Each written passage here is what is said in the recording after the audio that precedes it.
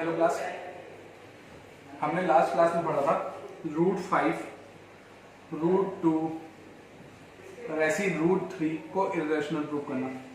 काफ़ी बच्चों ने होमवर्क दिया पर काफ़ी बच्चों ने होमवर्क नहीं दिया।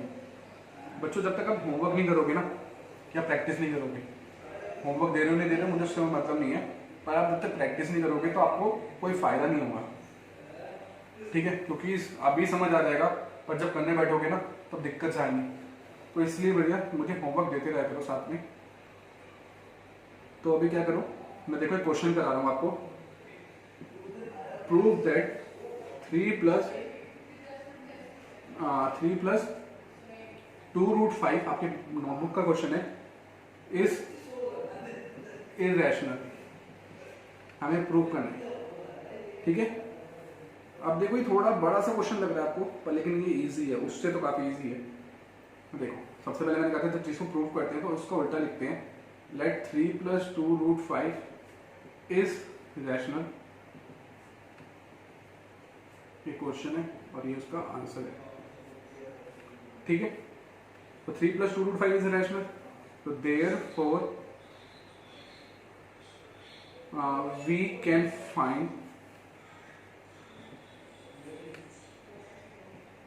two integers a, b, where b is not equal to 0, such that 3 + 2√5 equal to किसकी फॉर्म में लिख सकते हैं? p/q की फॉर्म में। अच्छा, मैंने a भी माना है, सॉरी। यहाँ ए बी जगह पी क्यू भी लिख सकते हो, तो मैंने यहाँ ए बी लिख लेता हूँ, ठीक है? अब ये देखो, ये प्लस का इधर जाएगा माइनस का। 2√5 इक्वल टू a/b -3, ठीक है?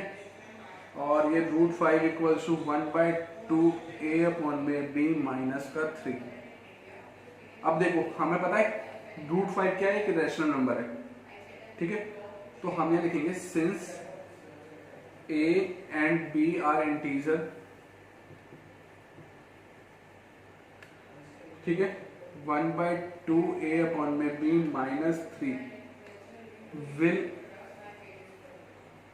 also be rational and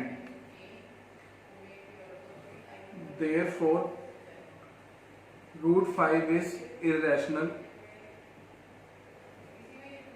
So our assumption is wrong. तो √5 therefore therefore 3 + 2√5 is irrational। देखो बहुत आसान है, ये आता है क्वेश्चन 2 मार्क्स का। तो 2 मार्क्स में हम √5 को इरेशनल प्रूव नहीं करते, ठीक है? तो हम क्या करते हैं, पहले को उसको लिखते हैं कि ये क्या है, एक रैशनल नंबर, इसका उल्टा इरेशनल, उसका उल्टा रैशनल है। तो रैशनल है तो p a b क्या होंगे, हमारे 2 इंटीजर्स होंगे, where b is not equal to 0 होगा। तो हमने ये किया, ये 3 यहाँ ले गए माइनस में, ये मल्टीप्लाई में 2 डिवाइड में ले गया और ये √5 को कर दिया अकेला, ठीक है? जब √5 को हमने अकेला कर दिया तो हमने बताया since a b are integer, वो इंटीजर थे, तो ये भी हमारा क्या होगा, रैशनल नंबर होगा। और √5 क्या है, इरेशनल है, तो हमारी एजम्पशन क्या होगी, रॉन्ग, क्योंकि √5 इरेशनल आ गया, इक्वल टू रैशनल आ गया। अगर रैशनल आता तो वो रैशनल होता, तो हमने क्या कर दिया, 3 + 2√5 इज इरेशनल नंबर। तो ये था हमारा क्वेश्चन, ठीक है? अब देखो आगे चलते हैं। अब इसकी एक्सरसाइज आती है सेम, मैं इसे शॉर्ट फॉर्म में करके दिखा रहा हूँ, लैंग्वेज आपने ऊपर वाली लिखनी है।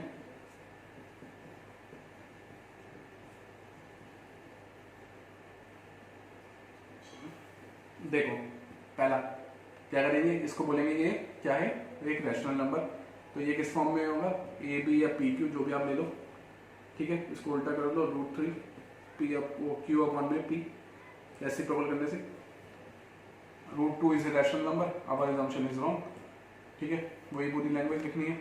7√5 equal to p/q, √5 equal to p/7q, our assumption is wrong, वही पूरी लाइन्स। ऐसे 6 + √2 equal to p/q, √2 equal to p/q -6, our assumption is wrong, ठीक है? सो इजी क्वेश्चन, बार बार देखो, बार बार करो, अच्छे से करो, ठीक है। अभी ये देखते हैं, इसके बाद आता है हमारा टर्मिनेटिंग और नॉन टर्मिनेटिंग। मेरे देख 9th क्लास का चैप्टर है, उसमें आप पढ़ के भी आए हो नंबर सिस्टम, उसमें मैंने डेसिमल एक्सप्रेशन बताया कि डेसिमल दो तरह के होते हैं, एक होता है टर्मिनेट तो दूसरा है नॉन टर्मिनेट। अब इसकी बात करेंगे, रिकूरिंग और नॉन रिकूरिंग की बात करेंगे।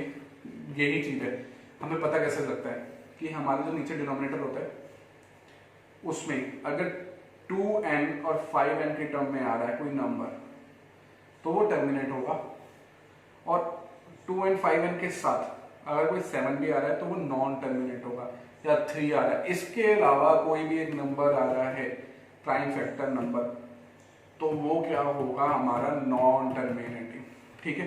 जैसे एग्जांपल ले लेते हैं 7/10, तो इसका प्राइम फैक्टर नीचे करेंगे 7 2 into 5, ये देखो 2 और 5 के टर्म में आ रहे टर्मिनेटेड। अब देखते हैं 7 में आप ले लो